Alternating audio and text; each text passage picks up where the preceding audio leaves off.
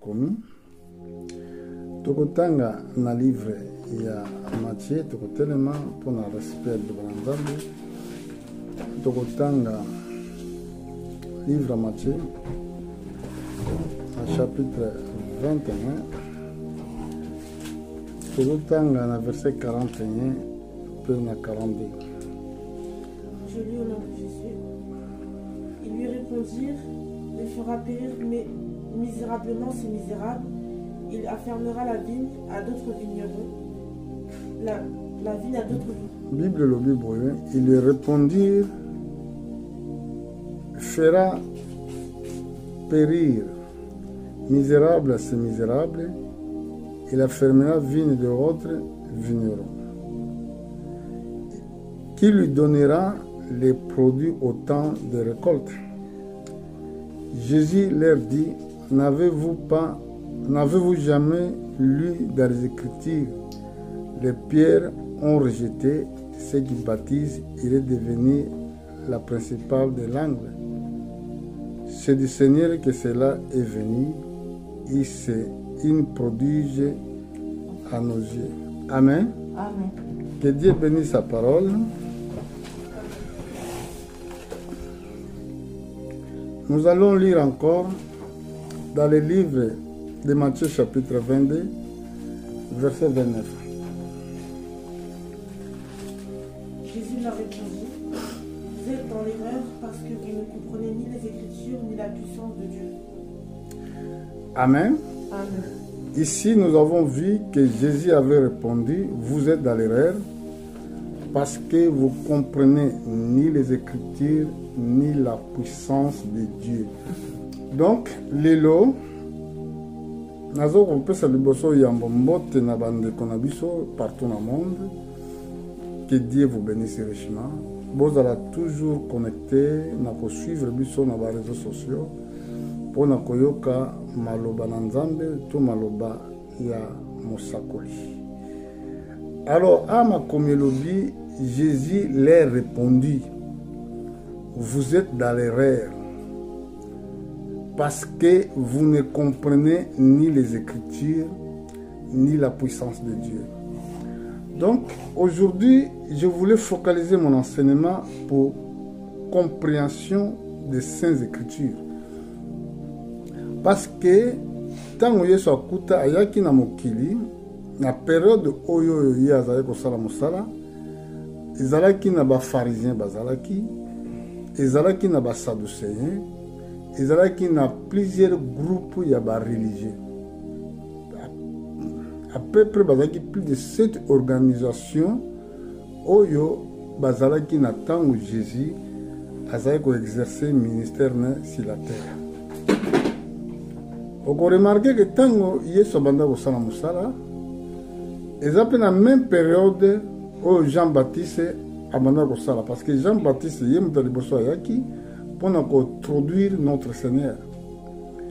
Mais remarquez le coup, Yesu azoko s'adresser maloba au pa ba pharisien na ba docteur de la loi.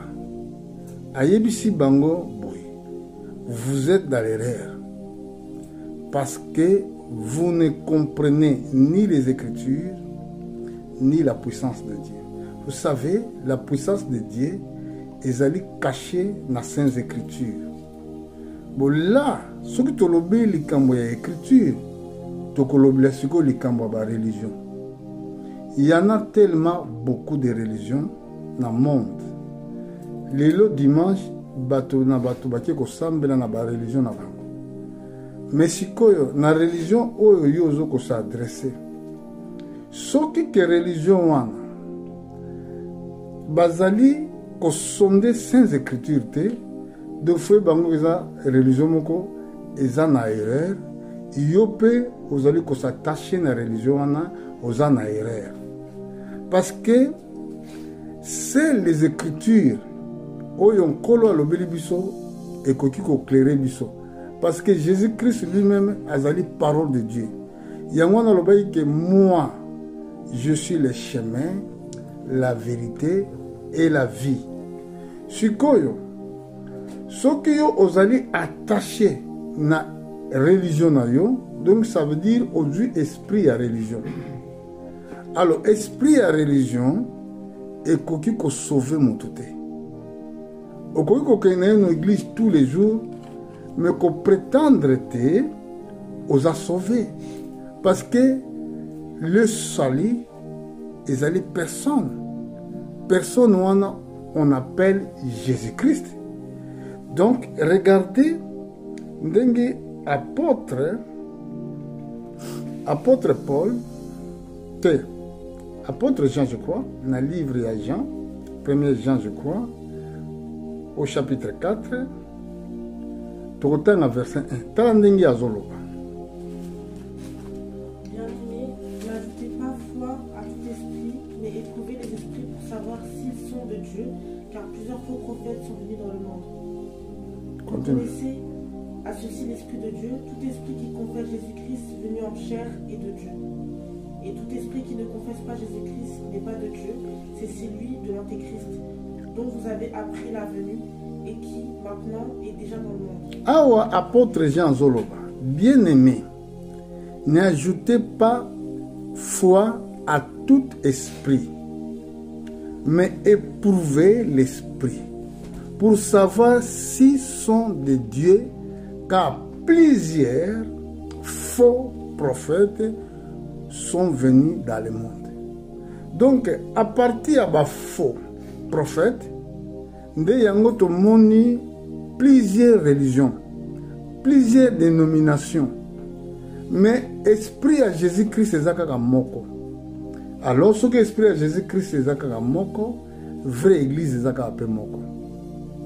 Ba église ekoki kozala ebele, ba religion ekoki kozala ebele, mais parmi ba religion oyo église ya Christ ezaka moko. Siko pona koyeba soki église oyo esika nazokende ko participer esika nayokaka liloba eza ya Nzambe, boko prouver yango na ces écritures, parce que eza na bebisalela mingi bozomona na ba réseaux sociaux, bozomona na ba télévision, bino boyoka sango eza église ya Nzambe, mais soki yo yebi ma comité okoko yeba te que eza église ya Nzambe te, parce que tu lis pas la Bible. Au consultera ma comité oto okutami esika te ke mutu na Nzambe oyo Nzambe atindi azali po akoka ko éclairer yo pour comprendre. Alors voilà yango yeso alobaki na ba pharisiens bakasaki bazali ba vrai.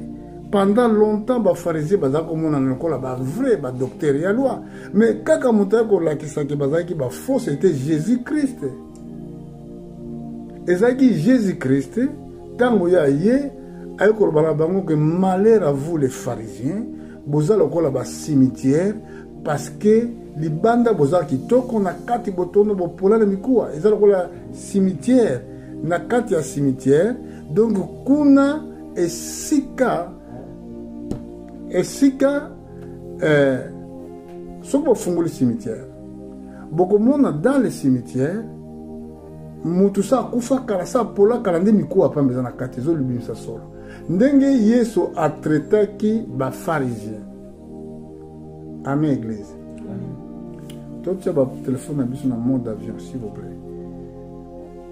Alors voilà la raison pour laquelle est que pour nakoyeba vraie église faut bozala na molimo na Nzambe. Bozala na molimo na Nzambe et ko faire discerner yo les vrais et les faux. Amen. Boko yeba que est-ce que c'est vraie église ou bien eza faux église, parce que ba mingi bazo memaka ka même Bible. Ba mingi bazo tanga kaka mêmes écritures. Mais ce qui molimo na Nzambe te eye pour na ko sosolisa yo véritable parole de Dieu, okoza toujours na erreur. Alors bato wana baza ko tanga ba Torah, ba pharisiens baza na ba Torah, chaque jour baza ko na ba synagogue. Mais pourquoi que Yesu amonaki ba albe na banque boza na erreur? Po boyebi ba écriture te, pe boyebi nguya na Nzambe te. Ko bosa na te que Satan a pe amena la Bible. Et Satan ntango aya kokutana na Yesu soki tolingi totala eloko yango débat oyo diable azalaki nango na Seigneur ntango aya komeka nkolo ayaki mpe na Bible. Tozali na chapitre 4 na livre ya Matthieu tobanda na verset 1. Alors Jésus fut emmené par l'Esprit dans le désert pour être tenté par le diable. Après avoir jeûné 40 jours et 40 nuits, il eut faim. Le tentateur s'étant approché lui dit, si tu es le Fils de Dieu, ordonne que ces pierres deviennent des pains. Jésus répondit, il est écrit, l'homme ne vivra pas de pain seulement, mais de toute parole qui sort de la bouche de Dieu. Amen. Amen. Bon, regardez, tentation et bandegi a libosang. Satan a yé libosang kolo. C'est pour cela, arrêtez d'ouvrir les portes pour Satan à utiliser binoté. Awa Satan, ayaki pendant que le Seigneur Jésus-Christ a fait la gêne. Yoga Bible n'engelo. Après avoir jeûné 40 jours, 40 nuits, il avait faim. Les tentateurs, tant babi tentateur et l'un diable, s'étant approché, lui dit, si tu es fils de Dieu, t'as la verbe à l'objet, si tu es fils de Dieu. Mais vous croyez que Jésus-Christ est fils de Dieu? Vous me suivez ou non? Vous croyez que Jésus-Christ est fils de Dieu? Mais regardez la question, comment il est formulé. Si tu es fils de Dieu. Donc, comment dit condition? Donc, Satan a mené le propre Seigneur Jésus-Christ à douter na liloba, à douter na yemoko. Mais imagine que Yé Ayebaki qui est de nature, il est le Fils de Dieu. Mais le diable, il venait le faire douter et que vous voyez Satan comment il vous ramène à koya qu'on s'aime doute na motema na yo pour que sala iloko yolingo salate. Ce qui a ko sala pas encore ce qui aux amona na nzambe. Donc il y a d'autres termes qui n'a pas fils de Dieu. Il y a bandingwana. Alors bien naye ordonné mabanga oyo et comme mapa polia. Vous voyez la question comment elle est posée? Ordonné, pesa ordre. Donc, avec moi, dans Nzambe, à cause qu'on peut ça ordre dans ma banga et comme ma mapa. Mais écoute, n'habitez, ceux qui m'balent, ou bien m'balent, ils peuvent venir que vous allez confronter dans la sorte de preuve. Jésus les répondit. Ceux qui m'ont fondé dans ma commune. Jésus les répondit. Il est écrit, l'homme ne vivra pas du pain seulement, mais de toute parole qui sort de la bouche de Dieu. Au moment de victoire à Seigneur, il est écrit. Alors, ce que yebi ma comité, comment on peut confronter le diable pour Yonga? Comment? Ce que comprenez l'écriture, comment on peut vaincre l'ibosson la tentation? Parce qu'il y a ceux qui ont oui, Jésus était le Fils de Dieu. Mais tant que Jésus n'a pas prouvé à Mekaye, Jésus a répondu qu'il m'a dit dans Sainte Écriture. Bon, ce qui ont ma comité. Comment on sait que l'ingomba aux autres est dans la victoire devant le diable? Comment c'est possible?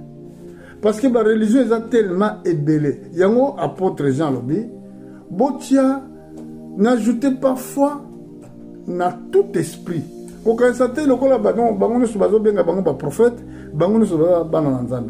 vrai prophète, on sonde dans la Sainte Écriture, on sonde dans la parole qu'il prêche. Naye rapidement dans le livre de Jean,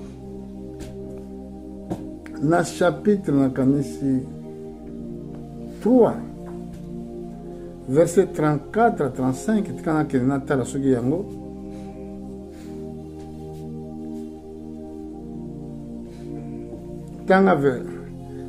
verset 34. Car celui que Dieu a envoyé dit les paroles de Dieu, parce que Dieu ne lui donne pas l'esprit avec mesure. Est-ce que vous avez bien compris? Celui qui Dieu a envoyé dit les paroles de Dieu, parce que Dieu ne lui donne pas l'esprit avec mesure. Ce qui me donne à Nzambe, et et qu'on identifie que Oyaza Moussa Nzambe, c'est la parole de Dieu. Maloba Oyazo Teya. Révélation Oyaza Nango pour na Christ.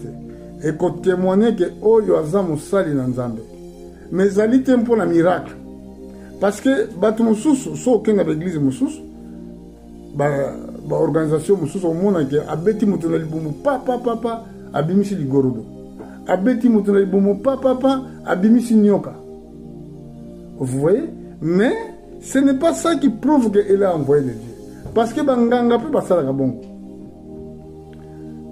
Tout à la cas, on est les gars qui entre Moïse, na Jambres, Jeannette na Jambres. Nzamba tindi Moïse pour que nous bimisa bana Israël, bazalaki na Boumbo na Égypte. Alors, Nzamba appelle ce qui est des signes. Signe à l'ebosso, à Dwaki, bateau à Zaki n'a pas boité on a ma belle comme une nyoka. À boité en soutan à reboter en ezongi bâton. À Dieu sous à tiens on a le péka. Nzamba a bêté dans le péka, na sali péka. À tiens na sali péka, quand on se poli na malade en bala. Tant à l'ongoli, mbala disparaître. Alors bien à des signes yo, kende ko kuta na pharaon, lobana ye kingam na tindi. Alors pharaon Moïse a qui pas pharaon. Tant que Moïse a commis pas pharaon, a boaki nzete comme une nyoka, bateau zaki non. Et pharaon en même temps a bengi Jeannette na Jambres. Jambres baye. Tala makambo Moïse a sali. Allez, bango pe allez boboaka. Ba boki ba bateau na bango mi balé. Ba bateau na bango pe comme une nyoka. Siko to koyeba nani azana vrai. Nani azana faux. Pour bango pe ba sali même miracle. Oyo Moïse a salaki. Vous me suivez très bien? Ba boki ba bâton. Et comme serpent. Moïse a boki comme serpent. Et bango ba boki ba bâton na bango comme serpent. Ce que si quand on a et sengilika ke mutu azana vraie parole. Amon anawana. Mutu azana vérité. Amon anawana. Alors c'est les autres temps, il y a 3 serpents qui circulent. Bateau ya serpent à Moïse. Et bani ko valé premier serpent. A valé. Deuxième, a bani ko valé deuxième. A Mélie. Et Chili, Moïse a le rôti bateau naï. Là, il a dit que qui a zalaki na vrai, nani a zalaki na faux. Parce que connaissant ces écritures, il y a un ça que bisoto suivre vraiment vraie parole de Dieu. Vous voyez, ce qui t'ont batté, que vous comprendre peu ma comité, et ça passe pour te yéba peu ma vrai serviteur. Parce qu'ils sont tellement nombreux. Alors, n'est-ce que enseignement na Bible, zolo ba makamususu, yo religion na yo baté ya makamususu. Nazo tala bato bazo batisa. Il y a les bossons à mon ente, moi si moi je bâtis ça. Il y a les bossons femmes, moi si aponama pona kosala na sacerdoce. Donc bino bandeko basi boyoka. Basi banda kala baza kosala na sacerdoce. Soko yebi moi si moi zaki sacrificateur yebisana. Soka zate alibanda lelo kanga Bible vanda na ndako. Kende na église sana musala ya Nzambe. Mais quand on commence à tomber le thé, pour tomber sacrifice, basité. Basi bazalaki. Mais moi, si on a abandonné le baptême, dans l'Ancien Testament, dans le Nouveau Testament, dans la Bible, mon bimba, dans le monde, on a dit que moi, je suis baptisé. Ceux qui bazali, ceux qui versent les alliés, ils ont fait ça, on dit. Ceux qui bazate, bongola motema, ceux qui bongola motema, te, yeba genzamba kusambisa yo. Alors moi, si on a bâti sabat, je te baptise, na kombo tata, moana, pe molimo santo, akitisi mutunama il voit, ado qui tape moi na mobali. Il y a que moi si, azan la même force que mobali. Ça, c'est la première chose. Mais, batiki moi si on a bâti ça, peu moi si on a bâti ça. Ce qu'on a comme tout d'abord, est-ce que bateau yo, bazo sala makamba boy, bayebi makomi, obi bayebi te. Bon, est-ce que ba mo oye combo est utilisé qui, obi formule ya baptême azako pesa. Eza formule wana makomi lobi o non. Total likambo. Toke na mukanda na Matthieu. Na chapitre 28. Na chapitre 28, tokotala na verset 19 na kanisa.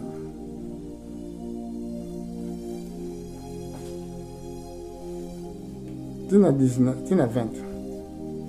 Allez, faites de toutes les nations des disciples, les baptisant au nom du Père, du Fils et du Saint-Esprit, et enseignez-leur à observer tout ce que je vous ai prescrit. Et voici, je suis avec vous tous les jours jusqu'à la fin du monde.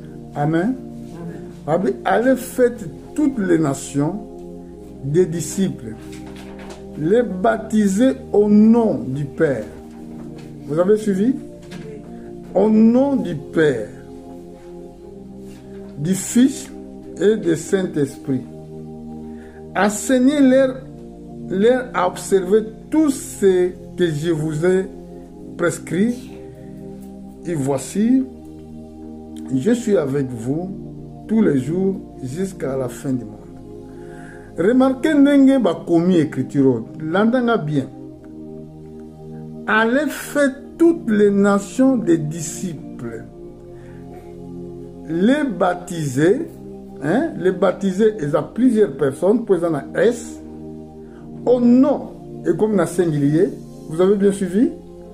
Et comme na singulier, nom du Père, singulier, nom du Fils, singulier, et du Saint-Esprit. Donc, Père, ils ont une communauté. Donc, baptisez-les au nom du Père. Est-ce que Père, c'est un nom? Non, total, bien. Balamso Kolobakinazo, c'est la commentaire. Père, ils ont communauté. Est-ce que d'abord, Père, ils ont combo? Fils, ils ont combo? Et Saint-Esprit, ils ont combo? Mais si vous avez comboté. Ah, bah la kisibi so comboté. Il a fallu trouver combo awa pour nous baptiser. Mais le coup de trouver comboté awa pour Père, ils ont le titre, Fils, ils ont le titre, Saint-Esprit, ils ont le titre. Si vous avez photo que nous luka combo. Alors, tu nous luka combo.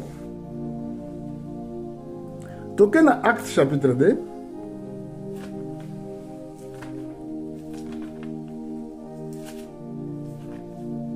dans verset 38.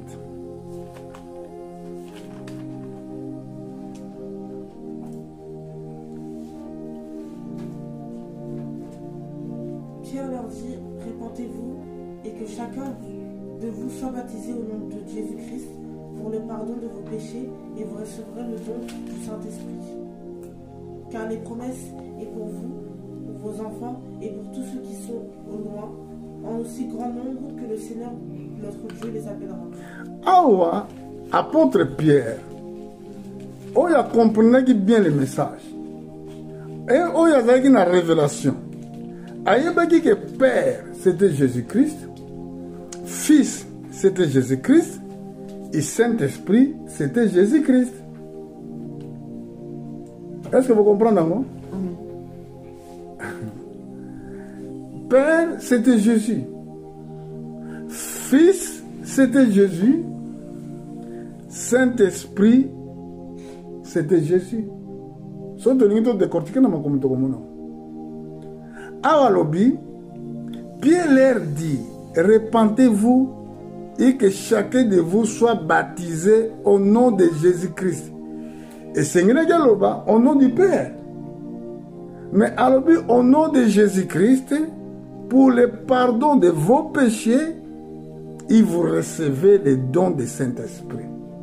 Donc, pendant que tu as don du Saint-Esprit, et Seigneur était baptême na yo, ezala au nom de Jésus-Christ, non na ba titre.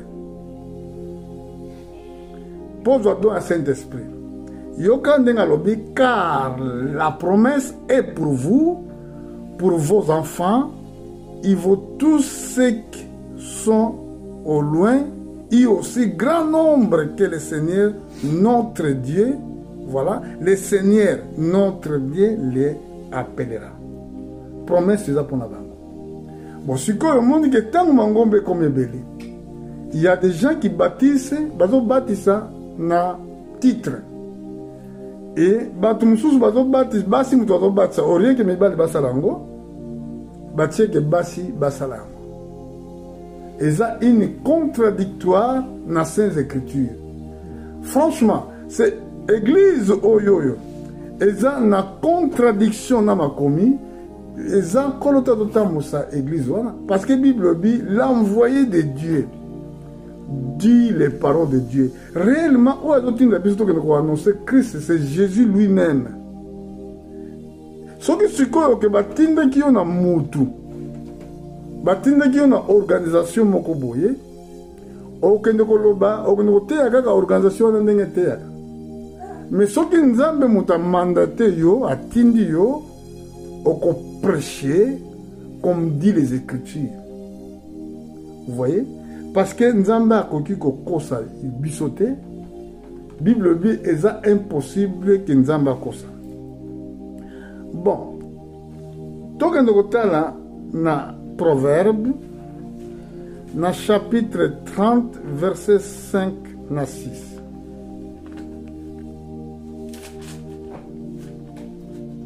Toute parole de Dieu est éprouvée, il y a un bouclier pour ceux qui recherchent en lui un refuge. N'ajoute rien à ces paroles de peur qu'ils ne te reprennent et que tu sois trouvé menteur. Bon, ah, exactement, le mot est capital. Babi, toute parole de Dieu est éprouvée. Il est une bouclier pour ceux qui cherchent en lui une refuge. N'ajoutez rien à ces paroles de peur qu'ils ne te reprennent et que tu sois trouvé menteur. Bon, là maintenant, et si tu as trouvé menteur, faux. Parce que ajouter quelque chose dans la parole de Dieu, on a droit à ajouter. Parce que le balançant est un bouclier. Donc, bouclier, c'est quelque chose qui peut te protéger. Mais il faut protéger quelque chose d'une façon correcte dans la Bible. Parce que ce qui au bandi ko bakisa makambo mosusu na Bible. Oyo Bible lobité aux ambalamoko automatiquement menteur. Pour na koyeba menteur ezate que mangombo ebimisika oto wana eza ya kala non. Yesu tango ayaki ezaki organisation moko bandaki sika. Zoma to bengi organisation parce que tango azaki abandaki kosala mosala bato bayebaki ete abandaki sika akutaki ba mususu bazalaki. Akutaki ba pharisien bazalaki. Akutaki ba sadducéen bazalaki. Mais il y a quelque chose de nouveau. Oyo ba pharisien na ba sadducéen bazalaki na ngote. Ozoma parce que batumsu balobani non, ba église sika oyo bima toyebi catholique, toyebi protestant, toyebi oyo eza ba faux prophète Bible bité. Ba faux prophète bazali ko prêcher oyo ezali faux, oyo Bible lobité, y a faux prophète. Mais un vrai prédicateur azali ko prêcher oyo comment na Bible. Pe azali ko yeba temps na ba circonstance na moment oyo azosala musala wana. Soki ozoteya sans oyeba temps au côté de libanda la Bible. Net message tozoteya lelo ou bien ba message tozoteya ngo par rapport à temps prophétique au biso vivre. Ce que soki le matin na yo eza libanda il y a temps prophétique ozo vivre aux appels faux. Parce que lelo na côté matin il y a Noé. Noé alobi na bato ko na arche, c'est bien, eza comme histoire. Et ça, réalité, a tenté parce que Batuzaki n'attend Noé, Bakoufaka na mai, quand 8 personnes babika, ils atteignent l'équipe, c'est le cas déjà. Mais tant Oyo, ils ont la magambekoya, eza na troisième guerre mondiale ekosalama na mokili awa, eza na enlèvement ya église ekosalama na mokili awa. Donc elingi koloba ke foto te ya message ezorépondre ta na biso mpona kopesa véritable foi na bato bazolanda. Soki ozoyela biso makambo elekaka kala oui tokoki kozwa yango comme exemple, vous voyez, parce que ndenge bible eyebisi biso na mokanda na romain nakanisi na chapitre 15 verset 4, totala yango rapidement. Elobi boye,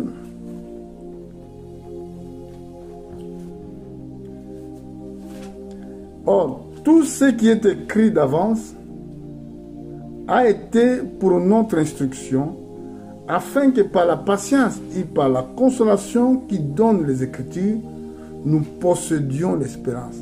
Oye komama kala et komama qui prend l'instruction na biso. Donc tozozwa malaksi wana oye leka na tango Noé comme un exemple. Oye koko sala m'appelle lelo na tango na biso. Eza pour l'instruction na biso toza na tango oyo. Mais esengili ete malaksi wana ezala pe coller na temps prophétique oyo tozo vivre actuellement. Ezala te kaka histoire mpona koloba histoire. Toyebaka histoire wana elekaki na ntango ya Noé ekoki koservir biso mpe lelo na temps oyo tozozela Jésus-Christ. Bola tocomprendre déjà ke baptême bazosala yango na kombo ya tata mwana mpe molimo santo te, mpo tata ezalaka kombo te, mwana eza kombo te, et Saint-Esprit eza kombo te. Toke lisusu na problème ya Sainte Seine oyo babengaka Sainte Seine eza biloko ya pokwa, ezali esalamaki na pokwa, esalamaki na moi te. Mpo oyo Moïse asalaki ezalaki un exemple mpo na temps oyo tozovivre. Yango wana apôtre Paul azoexplike yango na Jean ou bien na 1 Corinthiens chapitre 4, je crois. Zerana. Là, c'est dans le chapitre 5.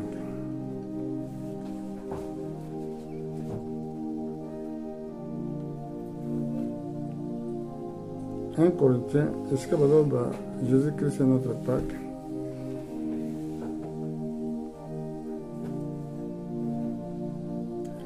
Un Corinthiens chapitre 5.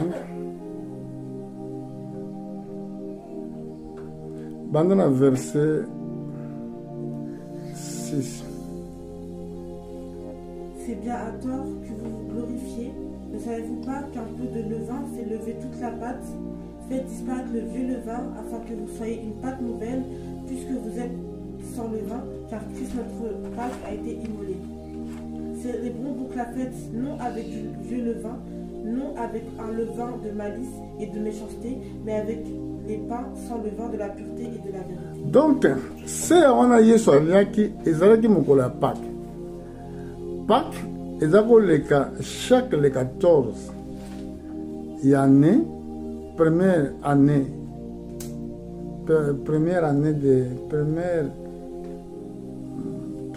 oui, premier mois de l'année. Donc biso premier mois na biso ya année eza mois de janvier, mais ça une fois faux calendrier romain, calendrier oyo de Grégory Fer asalaki, vrai calendrier eza calendrier juif. Donc Eline Koroba jusqu'à aujourd'hui Satan il nous ment tout le temps. Donc le calendrier à solo oyo église de Bokolanda ezali calendrier juif. Il y a un moment là que Pâques et ça dans le mois d'avril, mais beaucoup de monde en balamsou de quoi le 20, balamsou de quoi ce qui le 3, parce que calendrier oh ils ont suivre le calendrier juif. C'est que le 20 et il y a mois oh ils ont le Pâques et que ça le 14 na mois mpo naza na bakombo ya calendrier juste awa mpo natanga yango, mais ezalaki premier mois ya année. Mpo na explike eloko oyo esengeli totala eloko bible elobi na Exode chapitre 12 na verset 1. Totala année oto mwa nini baza kofete fête ya Pâques. L'Éternel dit à Moïse et à Aaron dans le pays d'Égypte, ce mois-ci sera pour vous le premier des mois et sera pour vous le premier des mois de l'année. Parlez à toute l'assemblée d'Israël et dites, le 10e jour de ce mois, on prendra un agneau pour chaque famille, un agneau pour chaque maison. Continue. Si la maison est trop peu nombreuse pour un agneau, on le prendra avec son plus proche voisin. Selon le nombre de personnes, vous compterez pour cet agneau d'après ce que chacun peut manger. Ce sera un agneau sans défaut, mâle, âgé d'1 an. Vous pourrez prendre un agneau ou un chevreau.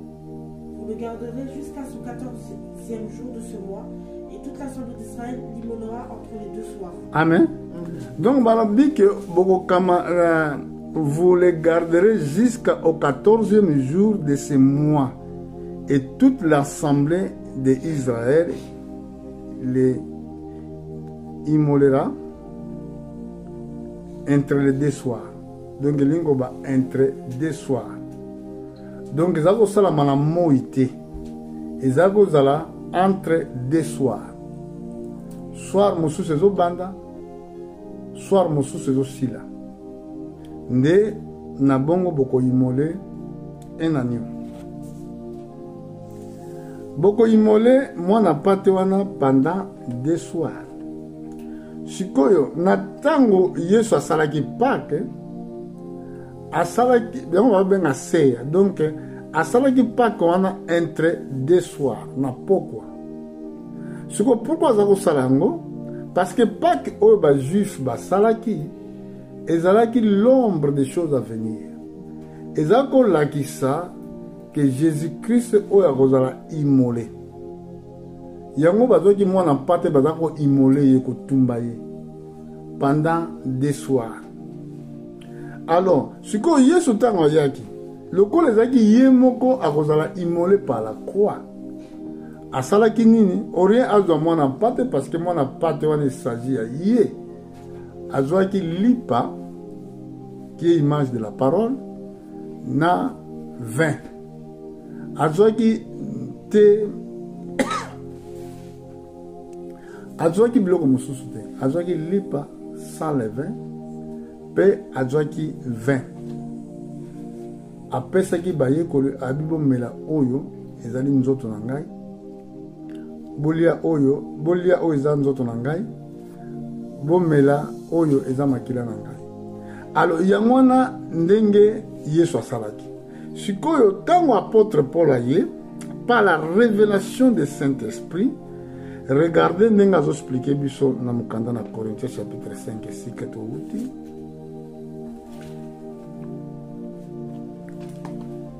Esika touti. Azoloba nini? Tanga na verset 6. C'est bien à tort que vous vous glorifiez. Ne savez-vous pas qu'un peu de levain fait lever toute la pâte? Faites disparaître le vieux levain afin que vous soyez une pâte nouvelle, puisque vous êtes sans levain, car Christ, notre Pâque, a été immolé. Yo nde vali oza pâte. Levain eza masumu.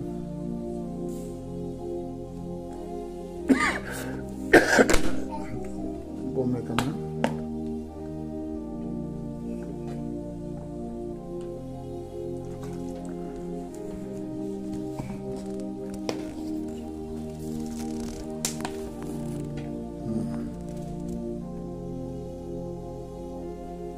Amen. Omekama. Bon, leve za masumu. Alors, siko yo lokolo zali Pâques nouvelle. Yo zali lokola Pâques ya solo. Donc, esengeli na yo ozala réellement Pâques ya sika. Po Yesu azalaki image ya Pâques. Pâques elingi koloba passer par-dessus. Donc ange ya Nzambe apasaki par-dessus na bandako nyonso tu oyo ya bana Israël. Alekaki likolo ange ya mort. Donc eloko bajuif basalaki na désert ezalaki image ya Jésus-Christ. Yango Yesu azalaki na besoin boma mwana mpate te, azalaki na besoin akamata lipa na 20 pour asala Sainte Seine. Siko apôtre Paul azoloba bona kasi na chapitre 11 na livre ya Hébreu. Alobi oyo nga na zwaki yango pe ngai na pesi bino. Donc lingo bake apôtre Paul azwaki eloko mosusu ya sikate obi apesaki eloko mosusu ya sikate. Totala yango eza na verset 23 chapitre 11. C'est par la foi que Moïse...